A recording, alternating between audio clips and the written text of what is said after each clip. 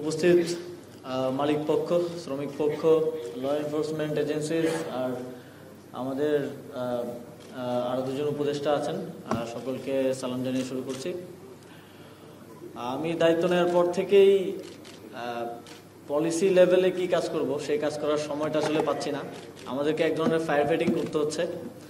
এটা শুধু আমার ব্যাপার না, লেবার অ্যান্ড এমপ্লয়মেন্ট মিনিস্ট্রির ব্যাপার না, পুরো সরকারেরই এই অবস্থার মধ্যে দিয়ে যেতে হচ্ছে।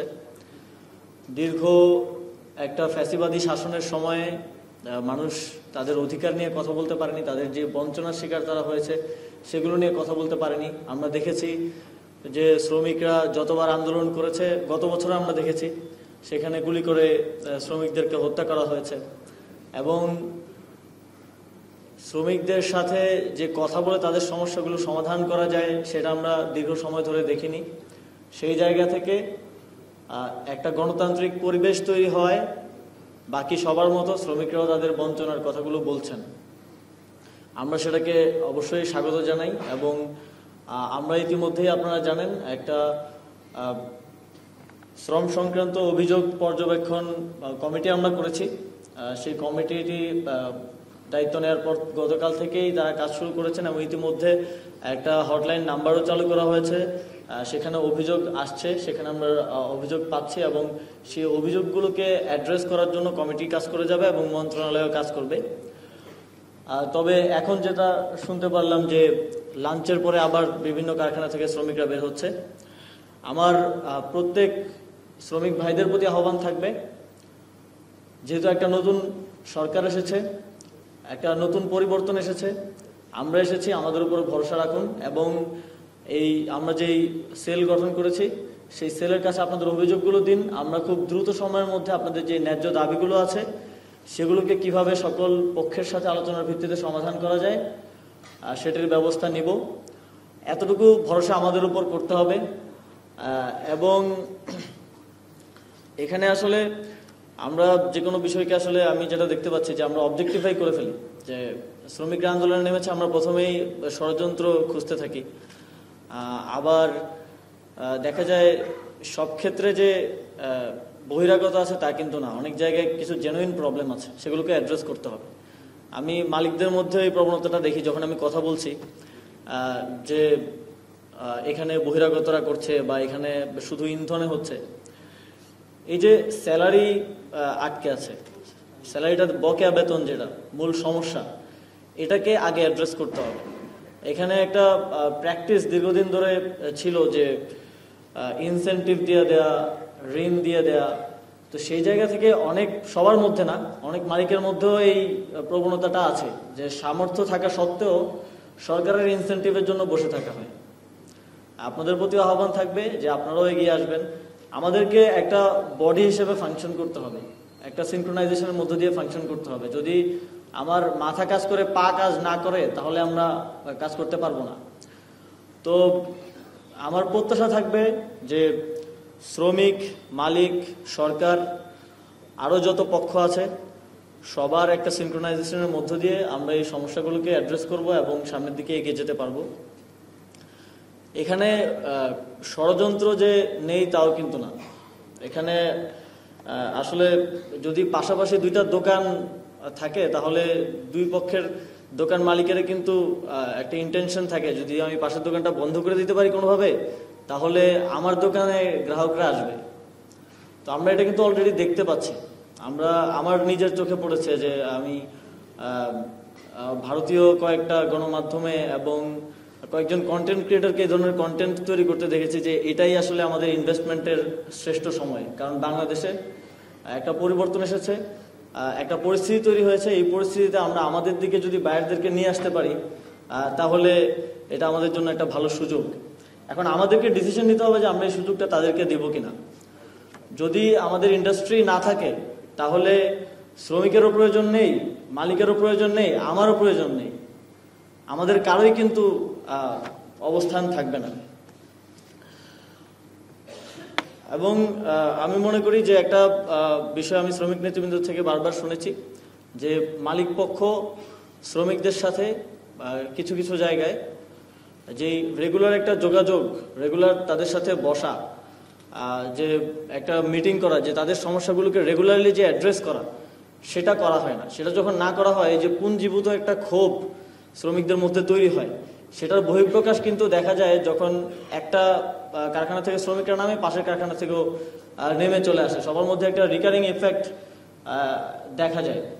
তো সেজন্য আমি আহ্বান জানাবো যে আপনারা শ্রমিকদের সাথে রেগুলার বেসিসে বিভিন্ন ফোরামে বসবেন, তাদের দাবিগুলো শোনার চেষ্টা করবেন, যেটা আপনাদের পক্ষে সম্ভব হয়, যেটা শ্রম আইনের মধ্য থেকে আপনারা করতে পারেন, সেই দাবিগুলো আপনারা মেনে নেবেন, যাতে করে এই পুঞ্জীভূত ক্ষোভটা বৃদ্ধি না হয়। এবং এই পুঞ্জীভূত ক্ষোভটা বৃদ্ধি হওয়ার ফলেই কিন্তু এ ধরনের একটা পরিস্থিতি তৈরি হয়। একটা দাবি এসেছে এবং 2023 সালে এটা আশ্বাসও দেওয়া হয়েছিল যে রেশনিং ব্যবস্থাটা সরকারের পক্ষ থেকে করার। আমরা ইতিমধ্যেই টিসিবির সাথে কথা বলছি, আর সেখানেও আপনারা জানেন কিছু সিন্ডিকেট আছে, সিন্ডিকেটের মাধ্যমে দেখা যায় যে এক পরিবারের কাছে, একজনের কাছে 11 জনের রেশন চলে যায়, 12 জনের রেশন চলে যায়। তো আমরা টিসিবির সাথে কথা বলছি কিভাবে যেই শ্রমিকদের যেই এরিয়াগুলো আছে যেখানে তারা থাকে, সেখানে টিসিবির কার্যক্রম বৃদ্ধি করা যায় এবং কার্ড করে দিয়ে রেশনিংয়ের ব্যবস্থা করা যায়। এই বিষয়ে আমরা ইতিমধ্যে উদ্যোগ নিয়েছি এবং আমাদের কার্যক্রম চলমান আছে। 2023 সালের যেই মজুরি বৃদ্ধির দাবিতে যে আন্দোলন হয়েছিল, সেখানে আমরা জেনেছি নিপীড়নমূলক কিছু মামলা হয়েছে। সেখানে আপনারা জানেন 4 জন শ্রমিককে গুলি করে হত্যা করা হয়েছিল বিগত ফ্যাসিবাদী সরকারের আমলে। সেই মামলাগুলো তুলে নেওয়ার জন্য আমরা ইতিমধ্যেই অ্যানাউন্সমেন্টটা করেছি এবং আইন মন্ত্রণালয়ের সাথে সেটা নিয়ে আলোচনা চলছে। আমরা লিস্টিং করছি যে কি কি মামলা আছে, সেগুলো খুব দ্রুত সময়ের মধ্যে আমরা উইথড্র করব। এবং একই সাথে আমাদেরকে এটাও খেয়াল রাখতে হবে যে আইন শৃঙ্খলা পরিস্থিতির অবনতি হয় কিংবা আইন ভঙ্গ করার মতো কোনো কাজ যাতে আমরা না করি। আমাদের যেমন বাক স্বাধীনতা আছে, আমাদের দাবি উত্থাপন করার যে অধিকার সেটা আছে, একই সাথে আমরা কিন্তু আইন ভঙ্গ করতে পারি না, আমরা কোথাও গিয়ে হামলা করতে পারি না কিংবা আগুন দিতে পারি না। তো সেই ক্ষেত্রেও আমাদেরকে সচেতন থাকতে হবে। এ ধরনের কোনো কার্যক্রমকে এই সরকার ভালো চোখে দেখবে না এবং সেটার ক্ষেত্রে অবশ্যই কঠোর অবস্থান নেবে। ইতিমধ্যে আপনারা জানেন যে বেকার যুব সংঘ সহ আরো অনেক ভিন্ন ভিন্ন নামে যে বহিরাগতরা শ্রম অঞ্চলগুলোতে অসন্তোষ তৈরির চেষ্টা করছিল, তাদেরকে ইতিমধ্যে কন্ট্রোলে আনা হয়েছে এবং অনেক ক্ষেত্রে গ্রেফতারও করা হয়েছে।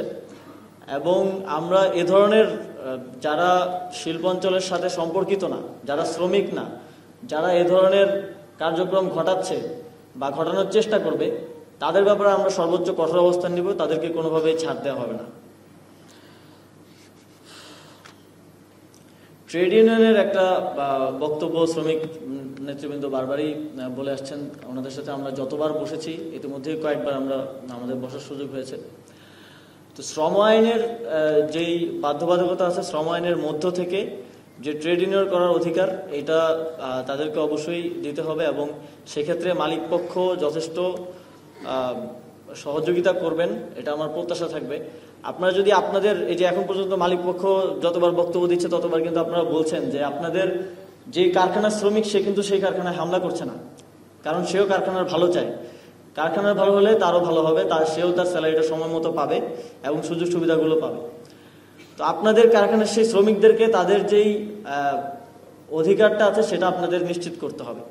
যদি আপনারা সেটা নিশ্চিত করেন, আমি দেখেছি যে একটা কারখানা থেকে শ্রমিকরা বের হয়ে আসে যে বেকার যুব সংঘের নামে যারা সমস্যা সৃষ্টি করার চেষ্টা করছিল তাদেরকে ধাওয়া দিচ্ছে। তো যখন আপনারা সেই শ্রমিকদের অধিকার নিশ্চিত করবেন, সেই শ্রমিকরাই কিন্তু আপনার কারখানাকে রক্ষা করার জন্য ভ্যানগার্ড হিসেবে দাঁড়িয়ে যাবে। তো আর কথা বৃদ্ধি করব না। শ্রমিক ভাইদের প্রতি আমাদের আবার আহ্বান থাকবে যে আমরা যে সেল গঠন করেছি সেখানে আপনাদের অভিযোগগুলো দিন। ইতিমধ্যেই 30-এরও বেশি অভিযোগ সেখানে এসেছে এবং আমরা সেগুলোকে অ্যাড্রেস করছি। খুব দ্রুত সময়ের মধ্যে যে ন্যায্য দাবিগুলো আসবে সকল পক্ষের সাথে আলোচনার ভিত্তিতে আমরা সেগুলো বাস্তবায়নের জন্য চেষ্টা করব এবং আগামী দিনে এই সেক্টরটাকে কিভাবে সকল পক্ষ মিলে সামনের দিকে এগিয়ে নেওয়া যায় এবং বাংলাদেশ গার্মেন্টস সেক্টরকে রপ্তানির দিক থেকে পৃথিবীতে প্রথম অবস্থানে নিয়ে যাওয়া যায়, সেজন্য আমরা একসাথে কাজ করব, সেই প্রত্যাশা ব্যক্ত করে শেষ করছি।